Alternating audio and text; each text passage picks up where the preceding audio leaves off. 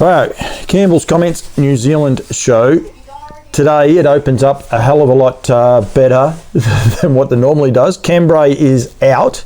He's been benched. Sarah Riley joins me. Firstly, welcome. Thank you. I watched a little bit of an interview you did earlier in the week about driving your 100th winner, and I thought, I probably should get this girl on and give her a little bit of a push up and find a bit more about her. And then yesterday you had a ripper day yesterday, winning the Junior Drivers Championships there in New Zealand. Yeah, no, it's been a pretty good week for me this week with driving my 100th winner and then driving in the New Zealand Junior Champs and going on to win it, which was really awesome. Did you expect to win? No, I didn't at all. It's you've had a very good week, really, like since Thursday. I mean, you won the last race at Forbury Park, so you're going to be remembered as a person to cross the line first in the very last race there at Forbury Park. Then to notch up 100 wins, which is a great milestone, and then to win it. And this is the second time you've won this championship? Yeah, I actually won it in 2019. Which was my first year driving in it, so that was a couple of years ago now. So, yeah. For the people who don't know, Sarah, how old are you? I'm 21. 21 years old, and so 2 years ago, so you were 19 when you won it the first time? Yeah. From what I can see, I Facebook stalked you to try and get a bit of research on you and the likes. You're definitely a second generation. Has your family always been in harness racing?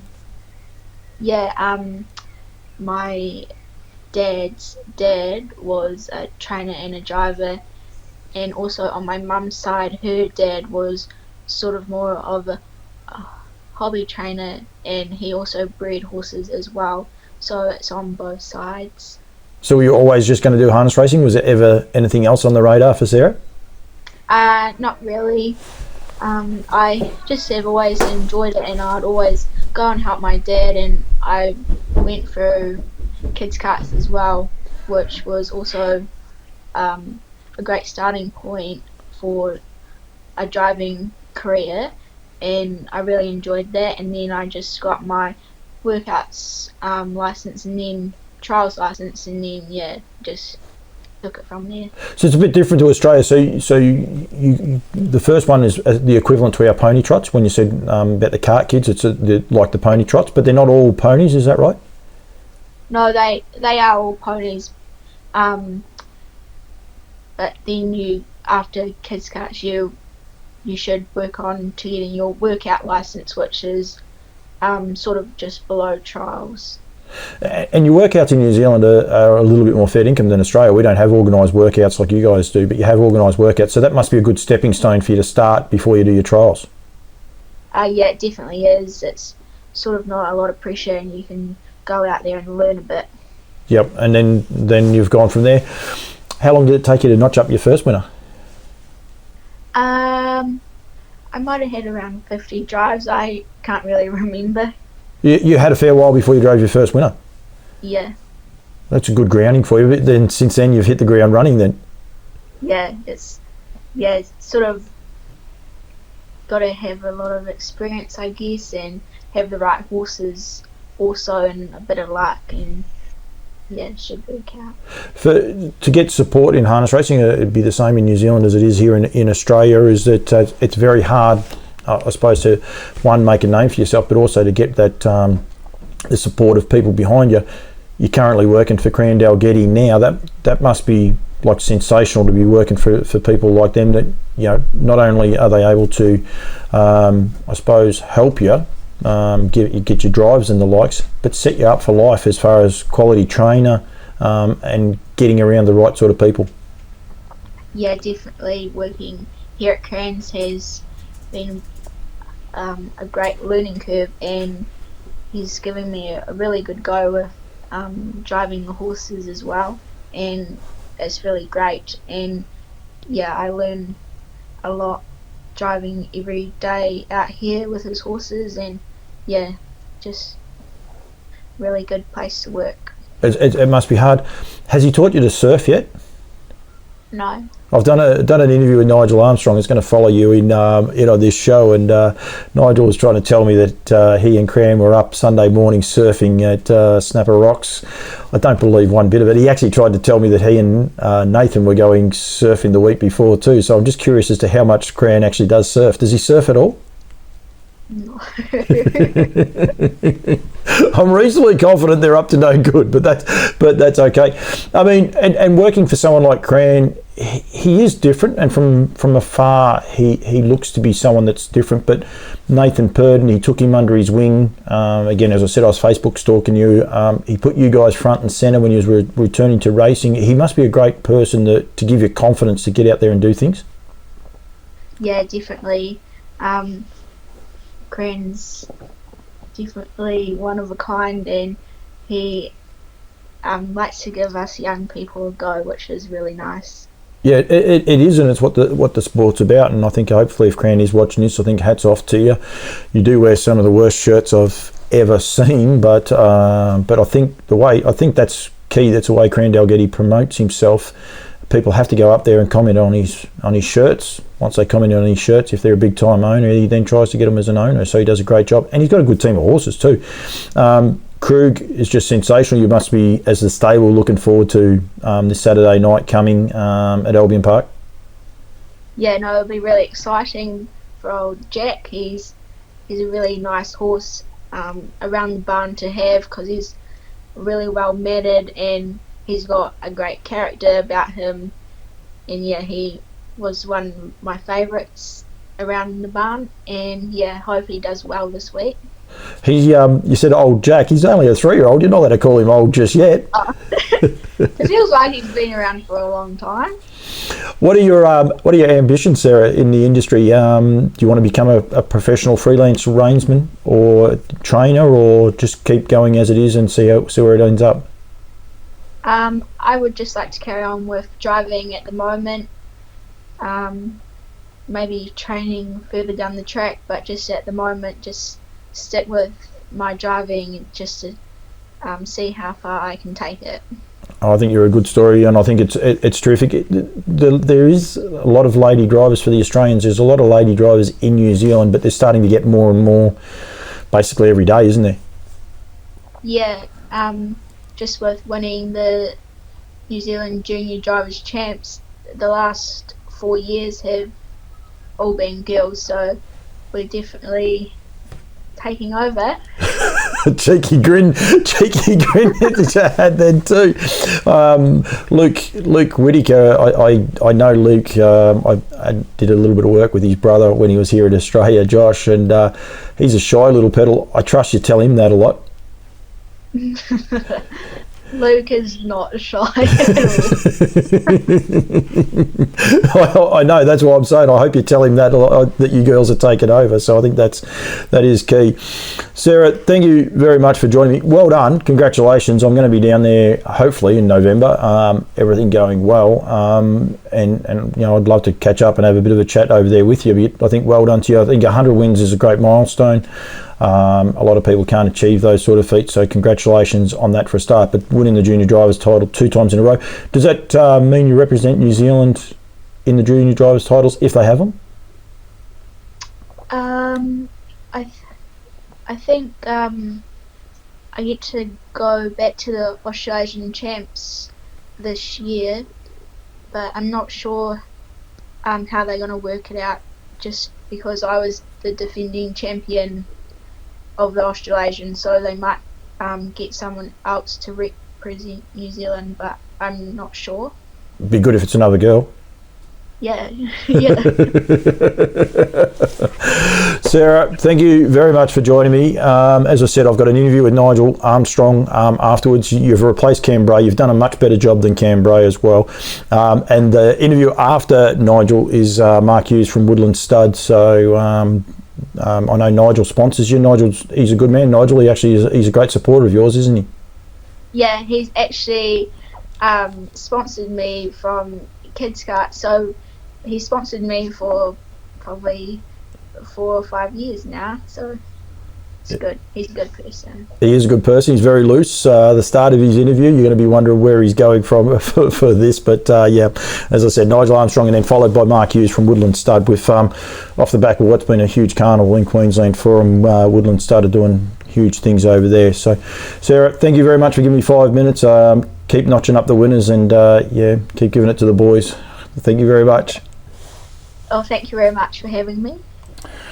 Righto, the New Zealand show kicking off today with something very different. Nigel Armstrong, what are you doing?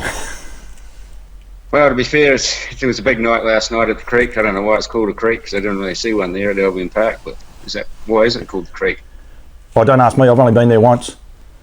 Yeah, it could be after Anthony Button, I suppose, in Lyle Creek. It was called the creek. Yep. You had to throw a Kiwi connection into it. You look a bit like you might have had a rough night, mate. Well, the night really sort of just carried on. I mean, once you get involved with the likes of, Blair and Tran and Nathan and well, particularly Tran, it was like the party never stopped. We went from there. We went down to Snapper Rocks to catch a few waves. Yeah, surfing was all right, but while we're down there, we decided to catch a feed. So that's obviously why I've got the net there. We whipped in and got a few prawns while we were there. So. It's still got the tag on it. It looks like it's brand new. Where are we going to? Oh, look at them. That will upset some of the Kiwis. That's for sure, mate. Yeah, they're fresh ones that I got this morning. So yeah. How was the night last night at Albion Park? Firstly, absolutely really good. It was just. It's a bit unfortunate with people having to wear masks and stuff like that. The crowd was a bit down, which is unfortunate for the club. But man, they really laid it on. The racing was just fantastic. It's really good to be there. They've done a really good job. We'll get on to the racing in a sec, but a lot of the New Zealanders probably wouldn't realise that they were fairly on the nose. Albion Park, especially like Queensland racing was probably 3 or 4 years ago, and they've changed it up. Like, I mean, their video coverage that they give and everything else along those lines, they've really changed it up. They have indeed, haven't they? Yeah, they have. I interviewed Scott Steele, the executive manager there, and yeah, they are really going ahead. And Anthony Butt alluded to it a bit too. He was, the horsemen are excited. They're getting involved with it, and the carnival's just fantastic. Absolutely fantastic. So, Scott Steele is the executive. The chairman of Albion Park is Brad Steele. Yeah, and I'm not sure what goes on there. I didn't really want to ask too many questions because you run yourself into a bit of a trap there. I was going to send you a private message and say you might have put the wrong name, and then I had a look and I'm like, okay, we'll just but they are going for it. They're doing some ripping things, and they're not finished. They're a long way off finished too, which is key. And it probably works with this carnival. Like I said, we'll get onto the Kiwis in a sec, but the actual carnival itself just fits perfectly, especially for you guys to have a holiday in the warmth and get away with, and still enjoy harness racing like we all do. Yeah, as long as you can get out of the country, it's a great thing. I mean, for us visitors, but having a horse based here it's just fantastic. I mean, it was a lead on from Melbourne to Sydney to here to Albion, so it's just great. I can only see it growing. I think it's only going to get bigger and bigger. Myself, I don't know what you think, but I think it'll only get bigger. You guys will want to go back next year, whether you got a horse or not, won't you? Absolutely. Well, talking to Nathan last night, I think we're going to keep the horse here for at least a year because I want to come back. We've got some unfinished business. Yeah. And we got set up badly last night with you fellas. Rightio, Spellbound, let's go there. Did you think at the top of the straight you had it? I thought we had Amazing Dream, and I thought, well, that's the only competition we got in that race, to be fair. Not putting a downer on the Aussies. And then some bloody 300 or 400 or 1,000 to 1 horse beat. What's that about? I don't know. And in fairness to Nigel there, it paid $284 on the Queensland tote. So 283 to 1, basically. Like, just unbelievable. And it had okay enough form, but yeah, just not warranted at all. But firstly, Spellbound, you would have been wrapped in a performance. You went terrific. Yeah, absolutely. I mean, the opening quarter 26 and change. I mean, I think that sort of took its toll a wee bit, and it settled nice. Other than that, and geez, I mean, we're just really wrapped. I mean, it doesn't matter where you finish. If your horse puts its best in, which it did, we were just so happy. It was just a great run. And then you had like Amazing Dream chasing you down. You know, you hear about everything about Amazing Dream. You got a mare like Princess Tiffany retiring in the race. It's not just running second in that race. It's a quality race. It's the first running of it, but it is a quality race. It looks like it's going to stand the test of time as well. Absolutely, we're really looking forward to Amazing Dream leaving the country and heading to America or somewhere, or back to New Zealand, or anywhere. I don't know why I thought of here. Put it in the same box right next door to your mare, just to sort of rub your nose right in it. yeah. Well, I did offer to pump up the tyres on the cart before, but they wouldn't let me anywhere near it. I can't understand why. I can't understand why either. All jokes aside, the Kiwis had a really, really good night. Ray Green, he's a hard man to get interviews out of and the likes, but geez, he's doing an awesome job. He's had a great carnival, hasn't he? Yeah, Ray Green, he doesn't talk a lot, but what he talks, he makes sense when he does. So yeah, he is worth catching up with. Once you get him rolling, he is a good interview. And he's very passionate about his horses and very particular. He's a really nice guy. For an Aussie, watching him from a distance, like we've seen him for the last few years, he's been bringing horses backwards and forwards. And I've probably taken a little bit closer interest because I'm good friends with Merv Butterworth, so you sort of copy that from that point of view. But he just seems to be able to change a horse in a week. Like American Dealer, the first run that horse had just looked like it couldn't handle the Australian tempo at all. It dropped out running, I think it was a 31 or 32 quarter at one stage, and then still got home terrific and ran second. And you know, I interviewed Ants and asked him if he'd be better for the run. He goes, yeah, he would be. Just a totally different horse. The next two runs, he's just been just awesome, hasn't he? Yeah, I think it's a bit like when we've travelled a horse up to Alexandra Park from Christchurch. You know, that first run, to get used to this way of going and this tempo and the climate and everything else, it does take a wee bit to get used to, but as I say, they come pretty quick. You know, some horses grow another leg, which a few have, and some just don't make it. But yeah, it definitely does take a wee bit of acclimatisation to get ready. Poor little American Dream. He could actually do with growing a leg or two, couldn't he? There's nothing to him.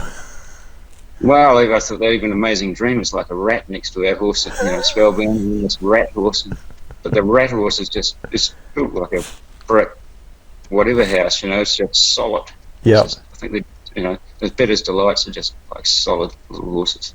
Yeah, Woodlands Stud, they proudly sponsor Campbells Comments. I mean, they had a great night. I think there was 2 Sweet Loos, two American Ideals and 2 Bettor's Delights winning on one of the biggest nights. So I'm going to catch up with Mark Hughes. Actually, it'll be included in this interview. But that's why I'm wondering about a carnival like this. Leading into breeding season, it could be the sort of carnival that studs want the good trainers to start to target, because all of a sudden your stallion goes up in lights in what would traditionally be a very quiet time of the year. Yeah, and as you say, just back then the American Ideals have seemed to have grown another leg, and they are showing up really well in New Zealand, so that is a nice breed.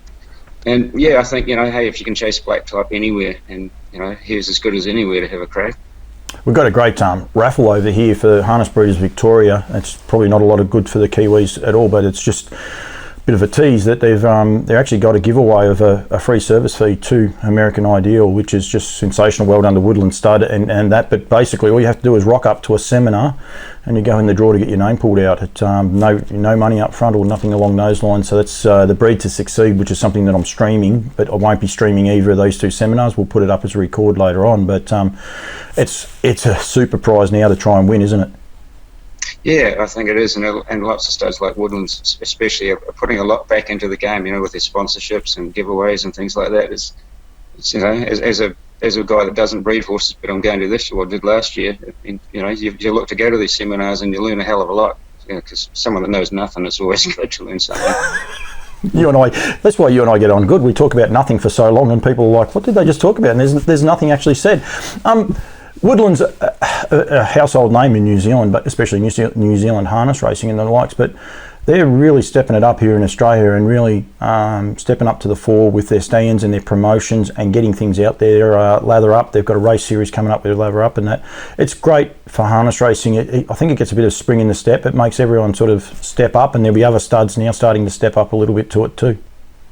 Yeah, well, the sponsors of my home course at Methven, of course. It's the Woodlands Stud Methven Cup, or usually is, and will be again. And you know, it's what these. I mean, they've got to do it, I suppose, but it's great that they're putting it back into grassroots levels racing and all levels racing.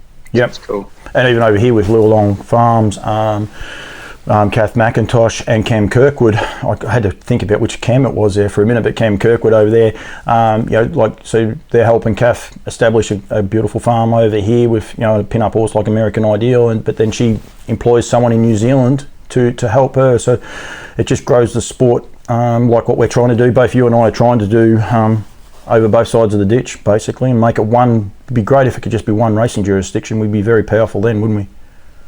Absolutely, and I mean, New Zealand have to work in more with Australia. I think we should be basically piggybacking on your racing there. We're going through a thing at the moment with all the programming and reviewing our whole season. And why wouldn't we work in with the Australians? Why wouldn't we look at your calendar and let's work together and make a super series and things like that? I mean, it just makes absolute sense. I'm totally agreeant. I think it's one of those things that we need to break down some of these barriers and stop being so pig-headed about us against them. That's what this New Zealand show is. It's to highlight what you Kiwi guys are doing and all the rest. Nigel, I'd never publicise enough what you do. It's New Zealand Harness Racing Unhinged is your Facebook page, is that correct? Yeah, and it's just a fun site where I interview all sorts of weird and wonderful people. Or it's actually the weird and wonderful person interviewing other people, probably. But I had to do a bit of a double take last night because I saw you pop up on my feed because I follow you, so I get all your alerts when they come up. And I thought, I wonder who Nigel's interviewing now. And I'm looking, I'm like, what track is he at? I had no idea. But that's why you want to follow you, because you will pop up every now and then anywhere. Yeah, and it's the interviewing people that don't usually get interviewed. I mean, that's sort of what I like doing. I've tried to find Scott Steele last night, and the clubs have been so good. If I want to go and interview somebody, they just seem to organise it. Jamie from Summit, he was another. Yeah, he's one of my regulars go-to guys because he's such a funny guy. And yeah, he organised me to talk to Scott from the club, and everyone's just so willing to help out. And I think that's part of the industry, isn't it? We've all got to get behind everyone. I totally agree, and I think I do a little bit the same. The other bloke that you interviewed last night, he is sensational too, Anthony Butt. I reached out to him a couple of weeks ago and got an interview with him, but when we finished the interview, he said, Paul, anytime, ring me, happy to do it anywhere. And I think if everyone in harness racing, both sides of the ditch, adopt that process or that approach, the industry is going to be a lot better off, because we're going to get more and more information out there for punters, get more and more information out there for owners, and more information for potential owners and people who want to know why we love the sport so much. And to be able to make themselves available like they are is sensational.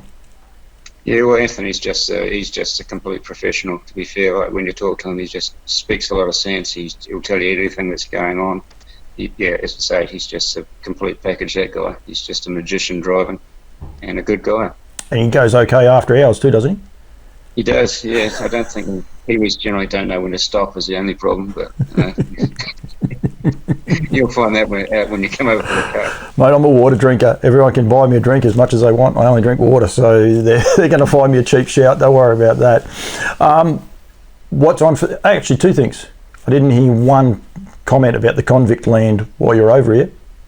Oh, no, there was one in there. I slip up there. And, yeah, with interview with Stuart McDonald, who mentioned the convicts. He was very red, Stuart, wasn't he? Yeah. I was like, I thought some at Bloodstock might have got to him and said, "I hear wear our sponsorship gear."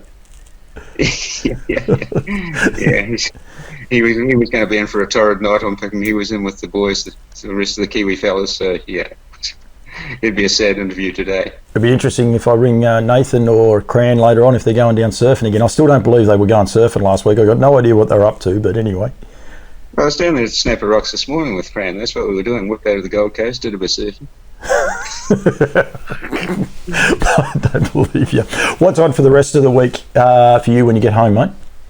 Well, generally it's a Meth and Trotting Club meeting tomorrow night, so I'm not sure I'm going to get to that because I could be a tad tired because I don't get in until about 1 in the morning. So Meth and Trotting Club meeting Monday, maybe trials on Wednesday at Rangiora. There usually trials there. I think we're racing again at Addington on Friday and Sunday.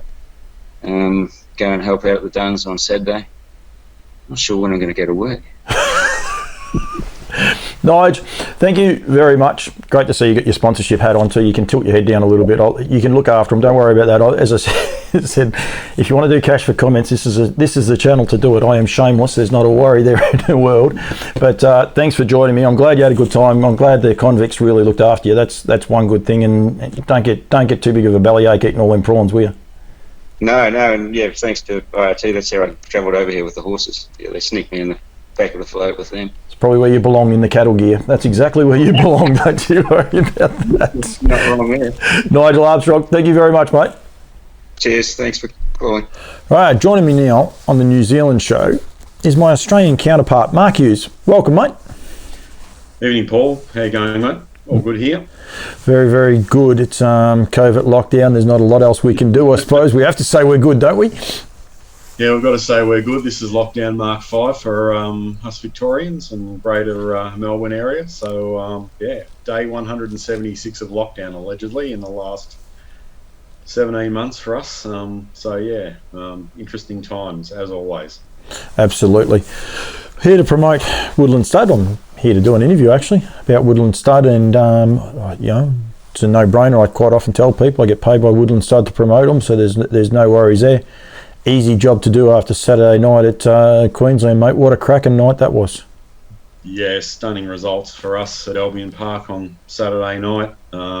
6 winners on the program, 2 Group 1s, a Group 3, and another Group 3 as well, the Southeastern Queensland Derby. So double to Lou, double to American Ideal, and a double to Better's Delight. Capped off the week before, of course, with Amazing Dream winning the Group 1 as well. So that Queensland Carnival, bit of a revelation for the industry in the last few weeks, but certainly our boys have been to the fore there, which is sensational for us. I interviewed Nigel Armstrong. He actually came over to be a part of it. He had his mare racing, and you know, I said to him about a carnival like this. I said, just about fits perfectly into the calendar right now. It's something that could only grow to be a massive, massive carnival for harness racing petite people, especially, hopefully, once COVID's under control. Yeah, look, it's a quiet time of the year in most places for harness racing. The Kiwis are at the tail end of their season for the last time coming up, and inevitably what's happened here is that this has filled a hole predominantly for a lot of Kiwi horses that would have made their way to Australia in July and August for the Breeders' Crown. Instead, they've gone to Queensland instead to reap the rewards, and you've seen that over the coming weeks, and again possibly next weekend coming. Yeah, and it's just been amazing how the New Zealanders have performed in Queensland. Like, they all seem to take a run, but once they've had that one run, then they're away, and they just perform so admirably, don't they? Yeah, look, I think, and look, you're looking at some of the upper echelon horses in New Zealand have arrived here to compete at that carnival. So copy that, Amazing Dream, you know, Krug, American Dealer, Spirit of St. Louis. They're all there's half a dozen. There's 5 very, very serious race horses there that have come across. These aren't the C and B graders. These are some of their elite level paces. Absolutely. We might start off with American Dreamer. I'm just trying to get his American Dealer. Sorry, he's the son of American Ideal. Bred by Charlie Roberts, so it was actually the second winner that I know of for the week, because he actually won with Ultimate Me, won the last race at Melton on Friday night as well for Charlie in his own right as part of Woodlands Stud. But he's been a bit of a revelation. His first race up there in Queensland was a head scratcher to say the least, but he's just a ripper horse, and you know, he gives us all hope. Little short fella that just gets his head down, bum up, and away he goes. Yeah, you look at him, he's just a well-oiled machine, mate. He's not big, but by God, what a motor. What courage last night. He was 3 wide for some of that trip, and to come away at the finish with the second horse camped all over him, and he was too good. So you've got to remember, he's made a $250,000 that horse. He was a size stake winner as a 2-year-old. Probably thrown to the Better's Delight side of the family, being out of a Better's mare, but you know, sit down and have a good look at his record. $250,000 in the locker. He's only a 3-year-old, and you know, he might be a real challenger to Krug next weekend when they line up in the Derby. Yeah, he's turning heads anyway, and he'll keep the other bloke honest. He's a Better's Delight as well, so could be a win-win for Woodlands anyway. Yeah, it's possibly looking that way, and Cashed Up was a terrific run up there last week as well. He'll make his way into that race. He was terrific against the big boys last week, so that Queensland Derby looks like a very, very good race next weekend. Australian breeder over here, and bit of a thinking man too. Shannon Nixon asked, I think probably this time last year, maybe a little bit later, has there been a sire improve as much as what American Ideal has? The second of his double last night at Albion Park, he's just improved out of sight, hasn't he? Copy that. Yeah, look, got to remember, Copy that's only a 4-year-old too, so he's, you know, getting into these, got the ring craft now. Yeah. I think everybody just thought he was a rock and roll horse straight to the front and keep rolling, but he's shown some string to his bows, which will help him grow and clearly mature as a racehorse going forward, heading towards races like New Zealand Cups and possibly into Dominions. He was very good again last night. He was in the chair. They went 52. They all camped all over him. King of Swing was enormous, obviously. But Copy that, you know, he's another one, close to 600,000 in the locker, and he's a 4-year-old. So, and look, bred and raised by us, and, you know, bought at a weanling sale way back when. So, you know, we another horse for our great boy American Ideal. It's actually pretty good, isn't it? Ray Green, Woodlands Green. Just actually seems to fit. I must say, Anthony Butt's drive last night was sensational, and people say about him when I said there about him improving. Yeah, he was always a good horse, but he was nearly, as you said, a one-trick pony. Had to be in front or whatever. His last 2 starts in Queensland have just been sensational. When he was fullback defence and got out and won, was just out of this world. And then last night, and I think if there was horses around him to race him at the 400, I don't think King of Swing would have got closer. I reckon he switched off on Ants, sort of turning for home, waiting for the other horses, so was able to get a bit closer, but he was just dynamic. Bettor's Delight had another double. He just keeps, you know, standing the test of time, doesn't he? Yeah, look, you know, I've looked at that mare's feature race last night. There were 4 or 5 of his daughters in the race, and, you know, the one that you least expected got the cash. For the lazy odds of over $151, and as Chris Barsby said, she blew up the tote board by Bettor's Delight out of a Christian Cullen mare. For case in purpose, Gerarda Ace the Dam of that winner last night was actually booked today to go to Down by the Seaside this season. So, you know, great result for Ray Carl, who's been a lifelong, you know, industry participant and a great supporter of ours over the journey, and great result for him last night in Brisbane. And then Spirit of St. Louis, sorry about that, I got it wrong. He just looks like the real package as well, and just a lovely horse and doing the great job for Sweet Lou, mate. Yeah, look, he's looks like the ultimate pony to me. Beautiful, good gaited horse, terrific high speed, can follow speed and use his speed as well. Like, he was at home in 27 and change last night to win that Group 3, 120,000 in the locker now, and he's the sort of horse you'd expect to roll on and be bumping around in all those very, very good races as time marches on. You know, a really good result for Sweet Lou, and as we've maintained along with Lou all the time, his horses are just going to keep getting better with age, and I think Spirit of St. Louis is a case in point there.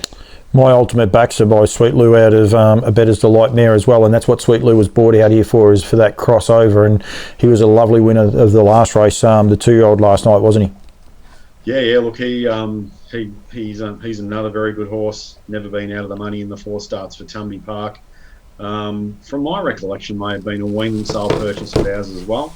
But last night he was too good. There's some very nice 2-year-olds in that race last night, and he closed out the race really well. So I think that's about Sweet Lou's 4th 2-year-old winner in Australia in the last fortnight. Now this is his 3rd crop. It's not that big as well. So Lou's 3 biggest crops are to come. So we're quietly confident now that Lou's going to be a serious player as a side down here. There's no doubt about that. My Ultimate Baxter was Woodlands Stud bred, so born and raised on Woodlands Stud. So they had a very, very good night. Sweet Lou's are going terrific. People are quick to throw rocks whenever they can and all the rest. There's horses like Aladdin. Like, you look at the quality of horses that are racing in Queensland at the minute, and there's a horse like Aladdin who's just up the road from me, and a piece of Lou, both in the same stable. There's some really, really high quality horses. You must be excited about how he is going and where he's going to be heading. Well, look, we're fairly confident, and we've sort of got a wry smile about the direction he's headed in. We understand that it took people a little bit of time to get used to him and sort of understand his pedigree and understand where he's come from. Big crops to come, 2 big crops, another big crop. So suffice to say, 80% of his book's already full for next season, this season in Australia. In the top 4 or 5 size, again, the 2-year-olds in North America, top 5 3-year-olds. All of a sudden he's 8th on the all-age size list in North America, and his oldest crop are only 5. Lou's going to be in the ballpark for a long time because he was a great racehorse, and he's going to be a very, very good sire as well. Hashtag catch the next wave. It's going to be my number one hashtag. I absolutely love it. Down by the seaside, they have hit the ground airborne in America. They're getting the right results on the board very quickly, aren't they? Yeah, look, his first crop in the States has been quite phenomenal. We had word back in April and May, and I reiterated this a number of times through this platform and to people that the word on the street about Seaside was massive. And it's quite easy to hear that sort of chat where 2-year-olds are concerned. The chat's been right.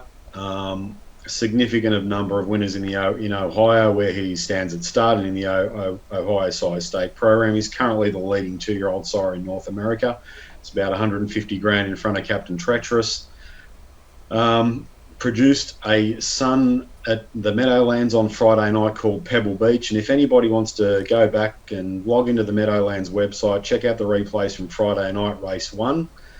151 and change, this horse won under a hold. Came from the back, and there's a serious bit of depth to his 2-year-old crop and to him, and like 10 days ago I had 60 bookings to the horse. Now I've got 120 in Australia, so he's another horse that will head towards a full book, I would say.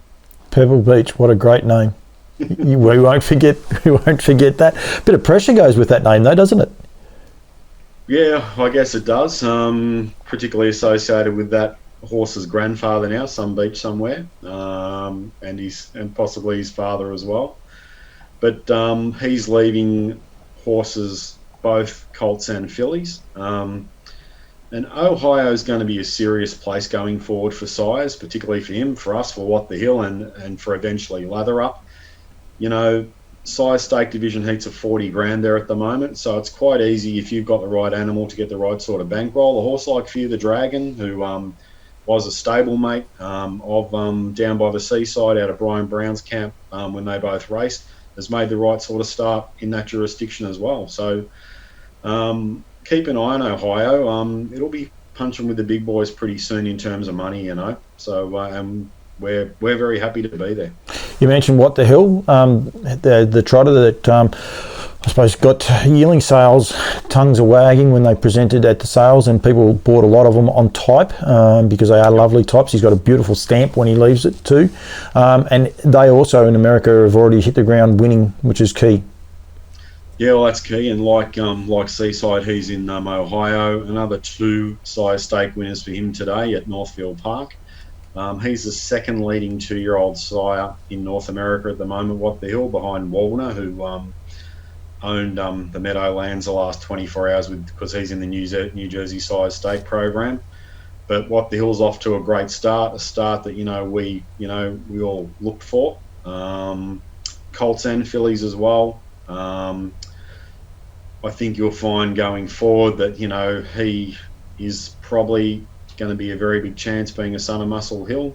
Obviously very well received down here at the sales in New Zealand and Australia, and I think because he's a genuine shuttle stallion, it looks like to me he'll have a fairly big book down here hopefully this year, but also he'll build a brand down here that probably not a lot of trotting sires have been able to do because the horse is going to shuttle. Yep, that is key, and it's one of the big pushes happening here at the minute in Australia. Lather Up, you mentioned him just there before. He is a beautiful horse. Unfortunately, with COVID, a lot of the Kiwis haven't been back to Victoria at the right time. If things happen and they start to lift, I encourage any breeder in New Zealand, if you do make your way over, make sure you go to Lualong Farm, Kath McIntosh's farm there, and check him out. I've been to see him a few more times than what Mark has. A little bit of a running joke between the pair of us, but he is a ripping little horse and a grandson of Bettor's Delight, and all indicators, hopefully for him, are that he's going to hit. They're going to be beautiful foals. I've seen a few foals, but it's one of those tricky times for a sire at the minute when they're not yearlings and they're not racing. It can be a bit tricky, but he is a lovely, lovely horse, isn't he? Yeah, look, he was a great 2-year-old, great 3-year-old, and great 4-year-old. Equal fastest horse in history. just a magnificent, neat-looking horse, probably a lot like his grandfather. Out of a great maternal family as well. And I encourage people to have a very good look at him. He retired sound, great record, great maternal pedigree as well, which, was one of the major attractions for us for Sweet Lou as well. And the key with Lather Up as well, 4 books in North America, and he'll be in that Ohio size stake program where he will be able to build a profile money-wise going forward. Something to be said for a shuttle stallion, mate. At the end of the day, another horse that we've backed in with our own mares, but another horse, and if you look at our track record over the last 15 years, that it's quality, not quantity for us, and we're fairly confident with a horse like him that he will make it. I encourage everybody to have a very, very good look at his wins at the Meadowlands when he went 46, and then he went a similar sort of time for the mile and an eighth race. He is gun barrel straight. None of this running up the straight, none of this boring down the track. He was gun barrel straight at the end of a mile in 46. He's another horse that we're quietly confident that will make it as well. The other thing with him, he won over 1,800, and I know that might not mean a lot to people. They don't race anything over a mile very often at all, but he actually has won over 1,800 and one running away from him. So that augurs well for Australian racing. Yeah, it does. And look, and New Zealand, sorry guys. And New Zealand, you look at some of his races as well, mate. He handled horses like McWicked and that very comfortably. Yep. And McWicked got a full book here. So a horse like Lather Up's going to make a name for himself because he was a young horse. He retired sound.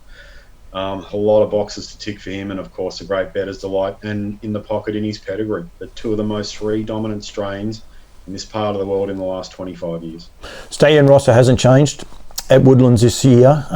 Wasn't for lack of looking around. You weren't arrogant enough to say that what you've got is what you're going to stick with, but you couldn't get what you were after, the right sire, the right stallions, and that you're always still on the lookout, and you're there to improve the product going forward. Yeah, look, at the end of the day, we had a dabble at a couple along the way, but for us, when it came to crunching the numbers and that sort of thing, that they just didn't fit into where we thought we needed to be. We understand that next year's a new year. For us, our crew seems fairly relevant, fairly, great at the sales, great at the racing end. So, we will continue to shop. We backed in the Hill and down by the seaside 3 years ago now. It looks as though early doors we're going to be right there. Obviously a bit of water to flow into the bridge with their crops down here, but for us it's just not a matter of grabbing anything off the shelf from North America or locally. We research our horses, we do the right thing, we work out if they're going to be cost effective for everybody, ourselves, our partners, and the Australian and New Zealand breeders as well. So look, we acknowledge that American Ideal and Better's Delight, they're in the twilight of their career. So, we will be looking to replace them going forward, obviously. And for us, quality, not quantity, as I've said. Kiwis watching this show, want to get in touch with anyone from New Zealand? Best two people to get in touch with are? Yeah, look, Cameron Grant's come on board, which is a terrific fill-up for us. So get in touch with Cameron. All these details are on the website. And Stacey White as well. So we've got a top-up of the team over there. Cameron's on board as of a few weeks ago. We're delighted to have him on board. And he's an industry person, knows the game well. So for the Kiwis, mate, don't hesitate to get in contact with him at all. Can honestly tell you, couldn't remember his surname. I knew he was a Cam, but all I could keep coming up with was that Cam Kirkwood. I couldn't. Cam Bray will be upset about that. I couldn't even get Cam's number. I just said there's too many Cams in New Zealand, Hughesy.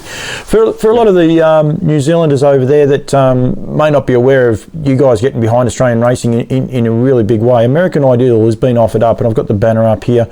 So over here we have a Harness Breeders Victoria, which is an association where they get behind. They're very forward thinking, I suppose, is the best way to put it. They're a young committee that decided to get out there and get their brand out there.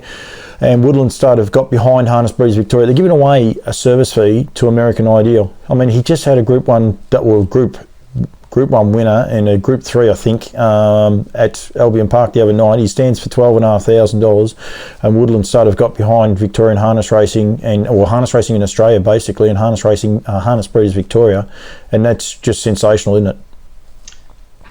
Yeah, look, very forward-thinking, progressive committee. Understand that there was need for a lot of change here, and not to tread water that had happened previously. Victoria is obviously the home of harness racing breeding. There's no doubt about that. So look, we were quite happy to be part of that, to offer up that as a reward and incentive for people to come along to these seminars, Shepparton Monday week and Ballarat next month, and offer it up as a reward. We've tipped in with Speeding Spur down by the seaside over the journey through Harness Breeders Victoria. We've been a fairly big player there. We understand that the Australian breeders have been good to us as well. So we've got to, like everything, it's a two-way street. A lot of the relationships in breeding, and we acknowledge that. So we're happy to be on board. Absolutely, and I was going to let you go, but Speeding Spur, great to see him arrive at Lualong Farms the other day. I think he would have got off and thought he was at home. It was that wet and cold the day, but it was great to see him arrive safely, and he is going to be standing his first season in Australia this coming season. Yeah, he'll he arrived there on the 14th on that beautiful winter's day. Welcome to Australia, but like, he's an old pro, mate. He's been to Victoria many times. He's been on the plane over and back, been to the plane to the States and back. So old hat to him, mate. Just walked off the truck, straight into his box, no fuss, mate. That's been him over the journey. Beautiful animal, outstanding racehorse, 1.3 on his card, 9 Group 1 wins. I can't recall any, that colonial word, there's that word, or locally bred stallion standing in this part of the world. Someone will correct me, I'm sure. But it's probably Lazarus he had 26 Group 1 wins, but outside of him, there's no trotting stallion in this part of the world with 9 Group 1s on their bedhead, mate. So he was a star. We'll get some feedback if people have listened to us for this long anyway, Hughesy, because I believe we'll get some feedback of we're right or we're right or we are wrong, mate. But as I said, this is part of the New Zealand show, but Woodlands are really making a name for himself here in Australia. I think they should be very proud of what they're doing. They're getting it out there and all the rest. And I encourage any of the Kiwis, if you come to Victoria, if you're able to get over here with COVID and the rest, make the trip to Lualong Farms, Kath McIntosh's property. Get there and see American Ideal, but get there and see Lather Up. Oh, and then now we've got Speeding Spur, but I really encourage people to come and see Lather Up. As a build of a horse, he's just got something about him. He's just got a dude factor about him. And look, the trip to Kath's farm is well worth it too. She's got plenty of stallions there. She's setting up a new property, and I'm sure Woodland's a great wrap to be a part of what she's doing there. Yeah. Look, this will be our 3rd season there for American Ideal, and obviously Lather Up and Speeding Spur joins our crew there as well, which is terrific. Yeah, look, we're happy to be part of all that action. It's a great two-way relationship between both farms, and it's a strong relationship.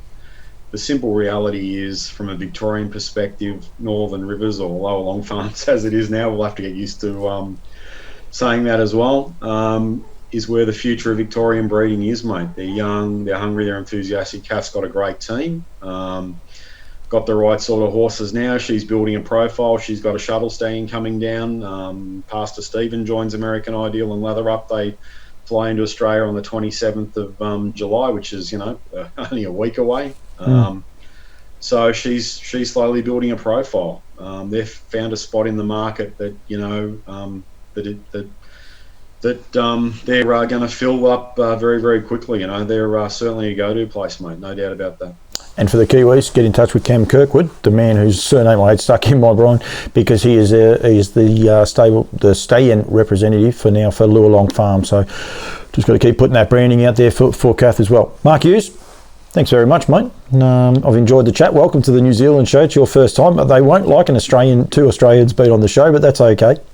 No, that's all right. They're used to it. I'm half a Kiwi. A lot of people believe that I'm a Kiwi in Australian clothing, mate. So a few of the industry pundits refer to me as that, mate. So there you go. I interviewed Nigel Armstrong earlier. He's half an Australian. I think he's been here for one day and he thinks he's already an Aussie. Good stuff. Thanks, Paul. Thanks, Yuzi.